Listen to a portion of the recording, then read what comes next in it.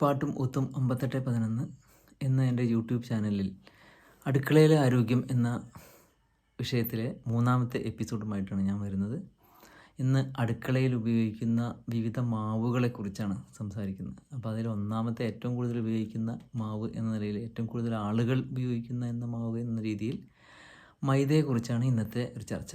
അപ്പോൾ കഴിഞ്ഞ വീഡിയോ എനിക്ക് തോന്നി കുറച്ച് ലെങ്ത്ത് കൂടി എന്നുള്ളത്. അപ്പോൾ അതുകൊണ്ട് ഇപ്രാവശ്യം ഒരു ചെറിയ വീഡിയോ ആയിട്ട് ഇടുന്നതാണ് നല്ലതെന്ന് തോന്നി, ആൾക്കാർക്ക് കൂടുതൽ കാണാനും.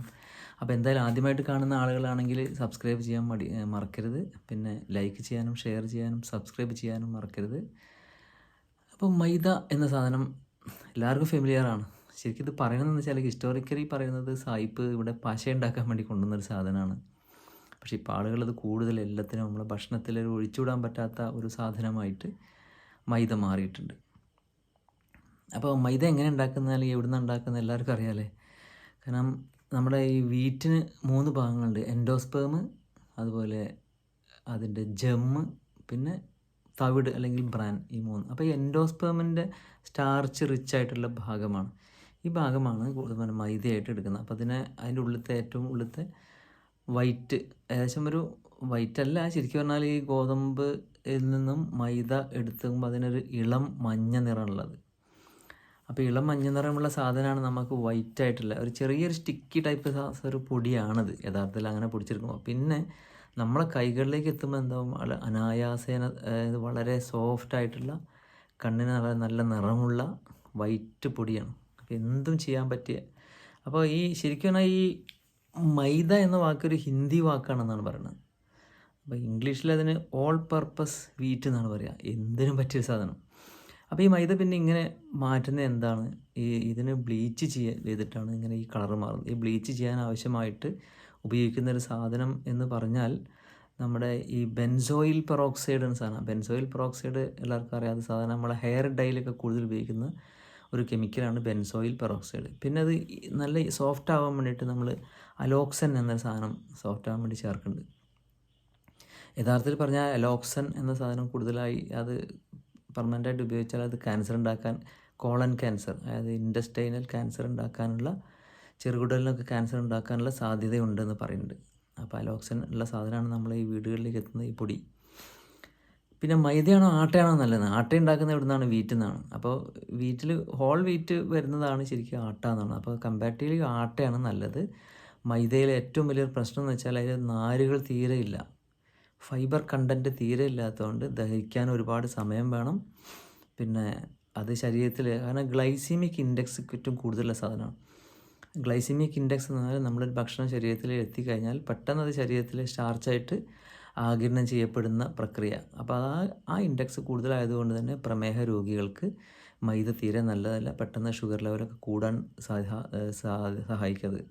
അപ്പോൾ അതുകൊണ്ട് തന്നെ പിന്നെ ഈ LDL കൊളസ്ട്രോൾ, നമുക്ക് അറിയാം കൊളസ്ട്രോൾ 2 ടൈപ്പ് കൊളസ്ട്രോൾ ഉള്ളത്: HDL കൊളസ്ട്രോളും LDL കൊളസ്ട്രോളും. അപ്പോൾ HDL കൊളസ്ട്രോൾ നമുക്ക് നല്ല കൊളസ്ട്രോളാണ്, LDL കൊളസ്ട്രോൾ മോശം കൊളസ്ട്രോളാണ്. അപ്പോൾ ഈ LDL കൊളസ്ട്രോൾ ആണ് സ്ട്രോക്കിനും അതുപോലെ ഹാർട്ട് അറ്റാക്ക്, മയോകാർഡിയൽ പ്രശ്നങ്ങൾക്കൊക്കെ കാരണമാകുന്നത്.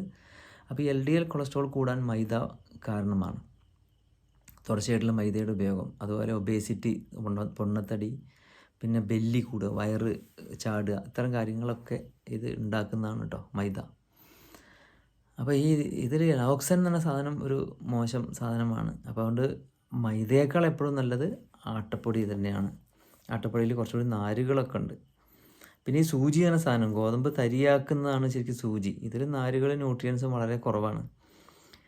നാരുകളില്ലാത്തതിനാൽ മൈദ പെട്ടെന്ന് ദഹിക്കില്ല, മലബന്ധം ഉണ്ടാക്കും, ഒരുപാട് വിഷയങ്ങളുണ്ട്. മൈദ പ്രോഡക്ട്സ് അധികം ഉപയോഗിച്ചാൽ നമുക്ക് ഇത്തരം പ്രശ്നങ്ങളുള്ളത് കൊണ്ട് നമ്മളൊന്ന് ചിന്തിക്കണം, മൈദയാണോ കൂടുതൽ ഉപയോഗിക്കേണ്ടത്. കാരണം നമ്മളൊരു ദേശീയ ഭക്ഷണം, രാവിലെ ഇറങ്ങിയാൽ ഇപ്പോൾ കടയിലൊക്കെ കിട്ടുക എന്താണ്, പൊറോട്ട നമ്മുടെ ദേശീയ ഭക്ഷണമായി മാറിയിട്ടുണ്ട്. നമ്മൾ കേരളത്തിൻ്റെ എവിടെ പോയാലും പൊറോട്ടയും മീൻ മുളിട്ട് എന്ന് പറയുന്ന സാധനമാണ്. അപ്പോൾ ഈ പൊറോട്ട അധികം കഴിക്കല്ലേ കേട്ടോ. പൊറോട്ട എപ്പോഴെങ്കിലുമൊക്കെ ടേസ്റ്റിന് കഴിക്കുക എന്നല്ലാതെ കുട്ടികൾക്കൊന്നും പ്രത്യേകിച്ച് പൊറോട്ട സ്ഥിരമായിട്ട് കൊടുക്കരുത്, വളരെ മോശമാണ്.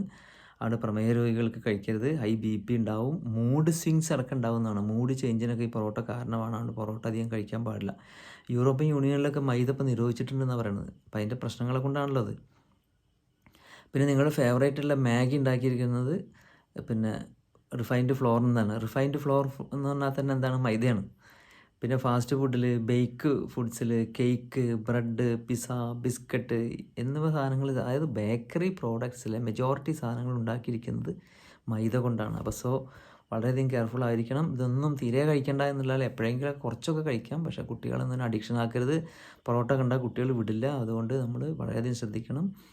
പിന്നെ all purpose wheat, all purpose floor എന്നാണ് സാധനം. പല സ്ഥലത്തും ഇപ്പം നിങ്ങളൊക്കെ പറയും ബണ്ണ് കാര്യങ്ങളൊക്കെ അല്ലേ പുറം രാജ്യങ്ങളിലൊക്കെ കൂടുതൽ കഴിക്കുന്നത്, പക്ഷേ അവർക്ക് വളരെ ഇൻഗ്രീഡിയൻസ് ഒക്കെ ചേർക്കുമ്പോൾ വളരെ കറക്റ്റായിട്ട് ചേർക്കുക. നമ്മളിവിടെ ആളുകൾ എന്താ ഇപ്പോൾ നമ്മൾ ഹലുവ ഉണ്ടാക്കുകയാണിരിക്കുക, അപ്പോൾ അതിൽ സ്റ്റാൻഡേർഡ് കളേഴ്സും മറ്റു സാധനങ്ങളൊക്കെ ഉണ്ട്, പക്ഷേ അതൊക്കെ അവിടെ കാണാൻ വേണ്ടി വെച്ചിട്ടേ ഉണ്ടാവുള്ളൂ. ഒറിജിനലി ചേർക്കുന്നതൊക്കെ അതിൻ്റെ പ്രിസ്ക്രൈബ്ഡ് എബവ് ലിമിറ്റിൽ സാധനങ്ങളാണ് ചേർക്കുന്നത്. അപ്പോൾ ശരീരത്തിന് അധികം കൂടുതൽ കേടാണ്. അപ്പോൾ അതുകൊണ്ട് മൈദ സിമ്പിൾ കാർബോഹൈഡ്രേറ്റ് ആണ്, അതുകൊണ്ട് നമ്മളത് വളരെയധികം ശ്രദ്ധിച്ച് ഉപയോഗിക്കേണ്ട സാധനമാണ്. അപ്പം ഫൈബറും വൈറ്റമിൻസും ഒന്നുമില്ലാത്ത ഒരു വേസ്റ്റ് സാധനം പശ ഉണ്ടാക്കാൻ വേണ്ടി ശരിക്കും പറ്റുള്ളൂ. അപ്പോൾ ഈ പശ ഉണ്ടാക്കാൻ വേണ്ടിയുള്ള സാധനം അതിനു വേണ്ടി ഉപയോഗിക്കുക, ഭക്ഷണവുമായി ബന്ധപ്പെട്ട് വളരെ കുറച്ച് ഉപയോഗിക്കുക എന്നുള്ള ആ ഒരു ഉപദേശത്തോടു കൂടി ഈ ഒരു കാര്യം നിങ്ങളുടെ ജീവിതത്തിൽ പകർത്തണമെന്നുള്ള അഭ്യർത്ഥനയോടുകൂടി നിർത്തുന്നു ഈ എപ്പിസോഡ്. എല്ലാവർക്കും നന്ദി, നമസ്കാരം. ഒരിക്കൽ കൂടി പറയാണ്, please subscribe, share and like. Okay, thank you.